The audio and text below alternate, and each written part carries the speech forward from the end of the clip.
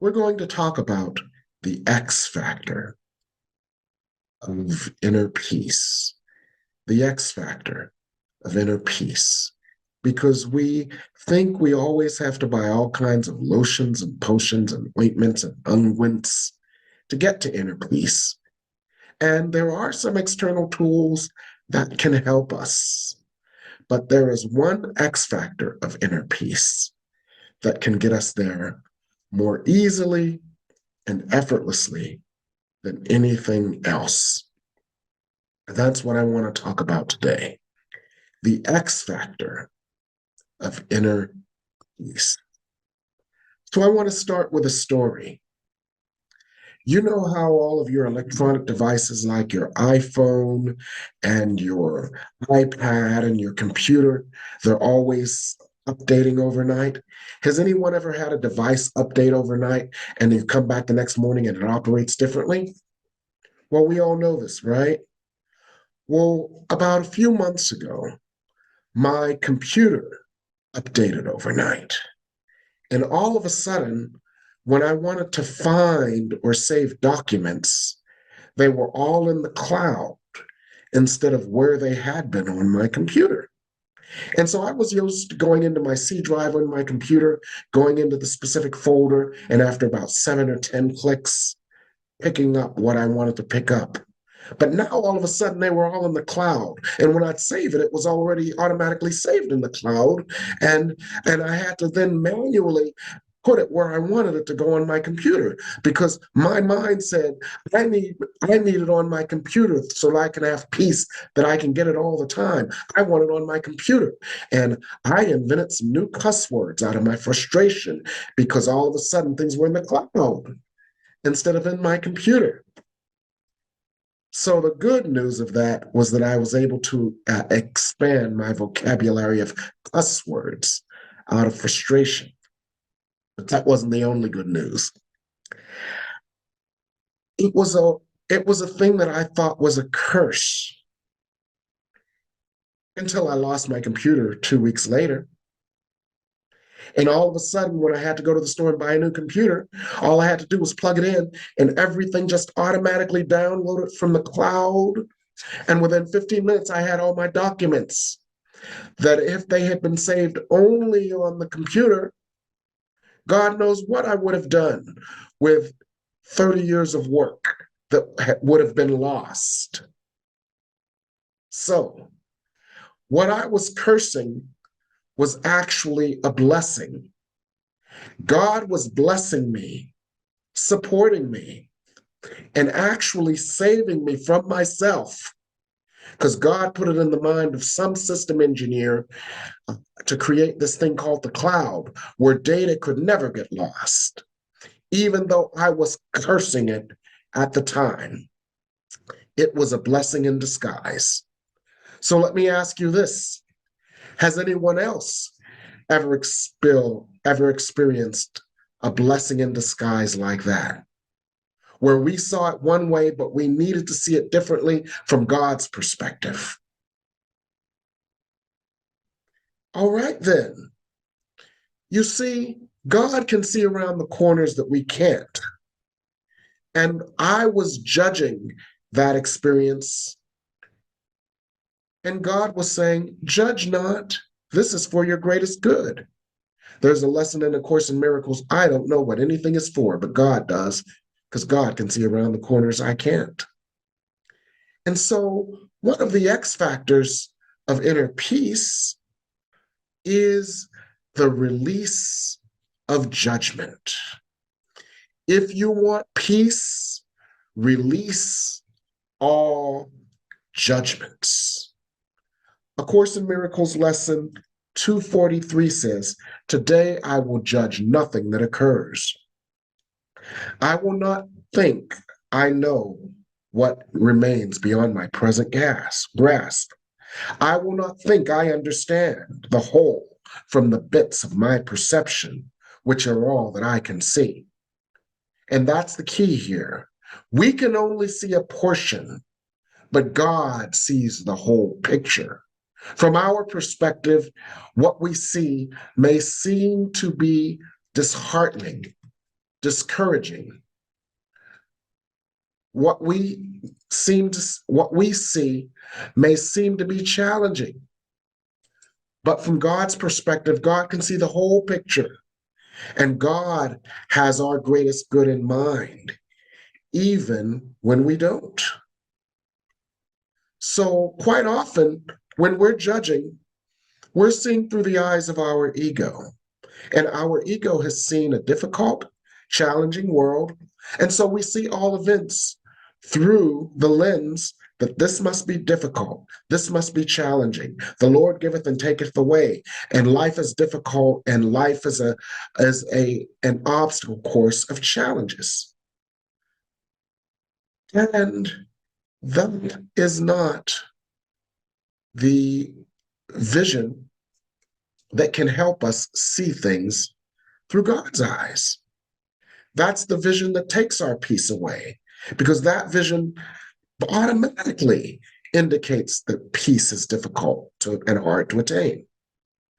So when we see things through the eyes of our own judgment, it is difficult to see peace. And let me tell you why. Because most of our judgments are wrong. Most of our judgments are wrong. Most of our judgments are wrong. And I want you to repeat that in this mantra.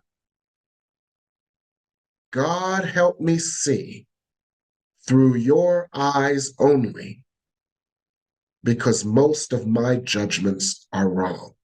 I'll repeat it so you can get it. God, help me see through your eyes only, for most of my judgments are wrong. And yes, you can do it in your Sheena Easton voice. For your eyes only. God, help me see through your eyes only, for most of my judgments are wrong. And one more time, because what we're doing is a sacred experience right now together, where we are collectively shifting our consciousness.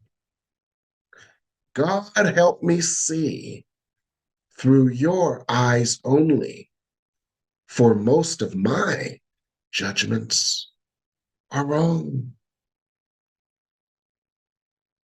Our ego judges because our ego doesn't see. A Course in Miracles, lessons 1 through 7 say, I see only the past. And our minds have been filled with images of the past. Our minds have been filled with miseducation. Our minds have been filled, and our energies have been traumatized by difficulties and challenges of the past. And so when we see something approaching, we're like that old robot in that series Lost in Space. Anybody ever see that old series Lost in Space where that robot would go, danger, Will Robinson, danger, Will Robinson, danger, Will Robinson? Well, everything we see, we interpret through the lens of our past pain. And even if something has the potential to be good, our ego says, danger, Will Robinson, danger, Will Robinson. And we perceive it as bad. We perceive it as threatening. And when we do that, we contribute not only to the co-creation of something unpleasant, but we also rob ourselves of the peace that God wills for us to have. So our task is to say, let me see this differently. Let me see this through the eyes of God, where all things work together for God's good. You see, our ego has been so traumatized by pain and the belief in our sinfulness and the belief in our guilt, and therefore the anticipation that we would experience pain and suffering due to our belief in our sinfulness and in the belief of our guilt, that it only sees the darkness. And we cannot have peace in darkness. But our higher self, our God self, our light self, the part of us that is at one with God, the part of us that is at one with light, sees the potential for miracles. Of course, in Miracles Lesson 91 says miracles are seen through life. So when we place ourselves in our higher selves through series of prayers and meditations, when we place ourselves in our higher minds, when we open ourselves to the mind of God and the vision of God, we can see that there is a potential for good in all things, and we can see the God and the good in all things. So our task is to release our judgments. And that is the X factor of inner peace. Because you see, there has been so much light on the earth that God is writing a new script for us. God is writing a new script of good for us. God is writing a new script of grace for us. God is writing a new script of peace and ease for us. Let us not insist on the old script. Let us not judge anything that occurs. So, how does this apply? Well, in that story that I began with, God was creating a new way for me to be comfortable and secure, that my work would never be lost again. But I was seeing that as an inconvenience because I was seeing that through the lens of all the other times my work had been lost and the fact that I believed it had to be saved on my computer to be secure. Has anyone else ever done something like that? There's a better way, but we insist on the old way because that's what we're accustomed to. As Reverend Cynthia Bond speaks, it's if the old ways aren't working anymore, it's time to try a new thing. That was one of my favorite sermons of hers. Well, it's time to try God's idea now. God is saying, I love you, love yourself, be in the energy of love. Get out of the energy of judgment. Get out of the energy where you believe you are separate from someone else and they are hurting you. Get out of the energy of everything coming at you as bad. For everything in your world is there for the purpose of healing you, instructing you, guiding you, and supporting you. God is saying, you are all my children. Love each other instead of separating yourself into tribes and warring with each other and believing that one is better than another and believing that in order for one to feel taller, another group must feel smaller. You are all my children. And any difficulty you are experiencing in strife, conflict, or political opposition is simply a cry for love. Receive my love in this arena as well. God is saying, be in forgiveness of yourselves and others. While you're busy holding grievances about the past, while you're busy imprisoning yourself in an old script of victim and victimizer, instead of being the master that you have evolved to be, understand that it is a new day. You can heal yourself and you can heal others and you can release the old scripts.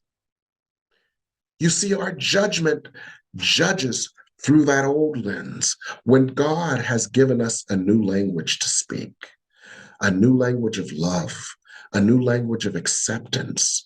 Yet we often stay in judgment. Now, the ego is what stays in judgment. The higher self discerns. What's the difference between judgment and discernment? The difference between judgment and discernment is judgment is what the ego does because the ego has an emotional charge, an emotional investment in something, an emotional memory, an emotional trigger. But when you're in your highest self, you are already in the realm of peace. You are already in the realm of love. You are already in the realm of light and in the realm of miracles. So in your higher self, there is not that egoic memory of past pain. so you can see more clearly. And in your higher self, you can see through the eyes of God. So you can see the whole picture.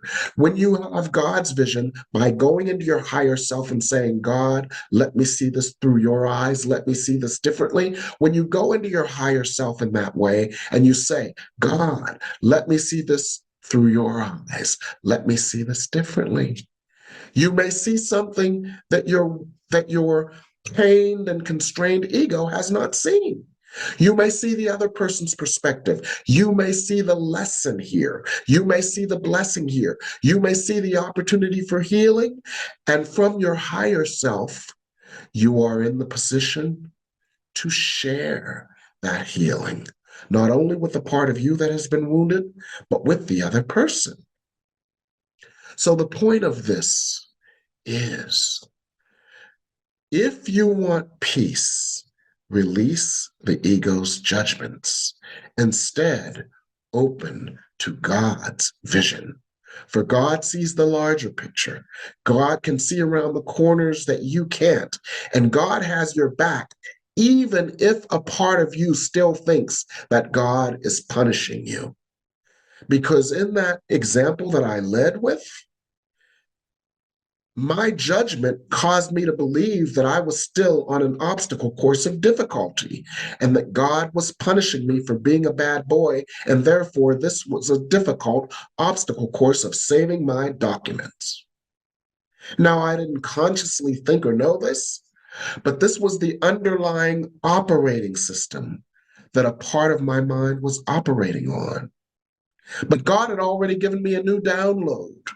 Just like God downloaded that software that started saving everything into the cloud, God has already given me and you a new download, a new operating system, the operating system of love, the operating system of ease, the operating system of unconditional support, the operating system where you are unconditionally accepted, you are unconditionally acceptable, and you are unconditionally loved. And when you think in that operating system, you think that you deserve your good, and your good is drawn to you effortlessly, joyfully, and easily.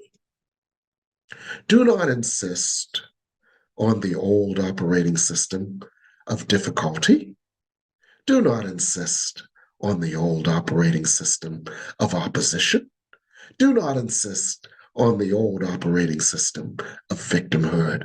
God has been continually downloading new light, new love, new healing, new peace to all of us. You have had a new operating system installed, and now it is time for you to use it. It is time for me to use it. It is time for all of us to use it. And so let me just say this to build the foundation for what I'm going to do next. The Bible said, all things work together for the good for those who love the Lord. Meaning, all things are a part of God's grand plan to lead us to our good. All things are part of God's grand plan to teach us, to heal us, to elevate us, to soothe us. Let us not see it as opposition. Let us not see it as punishment. Let us not see it as the necessary difficulty and the necessary obstacle course because we are guilty and we must be punished. And A Course in Miracles substantiates that. A Course in Miracles says, if you only knew that all things, past, present, and to be, were gently planned by the one that would lead you to love. When we understand this, we can then embrace that lesson in A Course in Miracles, lesson 243. Today, I will judge nothing that occurs. Let us not judge anything that occurs, because everything that occurs for our good. It comes to teach us. It comes to heal us. It comes to transform us. It comes to let us know where love is needed, so we, as the bringers of love, can apply love to where it is needed. For you, beloveds, are the lights of the world. You, beloveds, are the lights of God. You, beloveds, are the lights of the world, that when you find yourself triggered into the energy of frustration, fear, or doubt, you know what to do. You know to call on God. You know to bring love. And you bring love not only to yourself, to that place that is out of peace, but you bring love to the world and to all the circumstances that have moved you out of peace. So that is why God is using you, because you have become attuned to God. You have accepted the new software download where you can see things differently. You can see things without judgment. You can see things. You can see the lesson that God is offering here. You can see the blessing that lies on the other side of the healing. You can see God with God's vision, the big picture of where love is needed in any situation. So do not judge the situation. Know that the situation is an invitation for love, and you are the bringer of love. So, how can we make this operational in a very practical way? How can we make this operational in a very practical way? What if we were to all do a day without judgment? Because the release of judgment is the X factor of inner peace. What if we could all do a day without judgment? A day without judgment starts and ends with God. So, what might we do at first in a day without judgment? We may pray to God in the beginning of the day: God, help me see things through your eyes and not through my eyes of judgment. My eyes see only the past because I don't see anything. I just project my past experiences, my past biases, and my past pain onto any situation. Just like when someone wears glasses, I wear the glasses of the past where I see things distort in a distorted way based on my distorted past. So, God, let me see things differently. God, let me see things through your eyes. So we might start a day without judgment that way. And we could then cultivate cultivate constant contact with God. Every time you encounter something, you could ask, God, what do you think? God, what do you see? I do not see the truth. I only see the past. I do not see the truth. I only see the projections of my biases. I do not see the truth. I only see the projections of my ego. But you see the bigger story. God, what do you see here? God, what is the need for love here? God, what is the lesson here? God, is what is the potential for blessing here? God, what is on the other side of this thing that I see? And when you cultivate constant contact with God through the day, as A Course in Miracles lesson 51 says, God speaks to me throughout the day. When you speak to God throughout the day, God will speak to you throughout the day.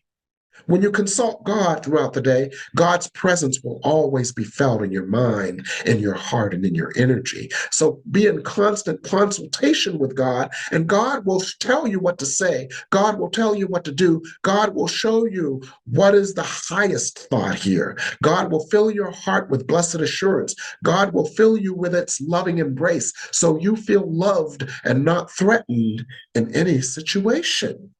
So a day without judgment begins by consulting God, and consulting God through constant contact, where you feel God's presence and guidance, and where you feel always peace, because you feel always God's presence and assurance. So a day without judgment is a day where you let God in. A day without judgment is a day where you learn to check your own reflexive judgments and projections and instead check with God. God, what is your thought? What is your vision? What is the lesson? What is the blessing? A day without judgment is a day without the ego's distortions of every situation. Whereas, just like in the story that began this sermon, my ego distorted this into yet another difficulty on my difficult slog through life, because life is difficult and life must be difficult because there's something wrong with me and I must atone for my sins. No, no, no, no, no. Instead, God, there is a blessing here.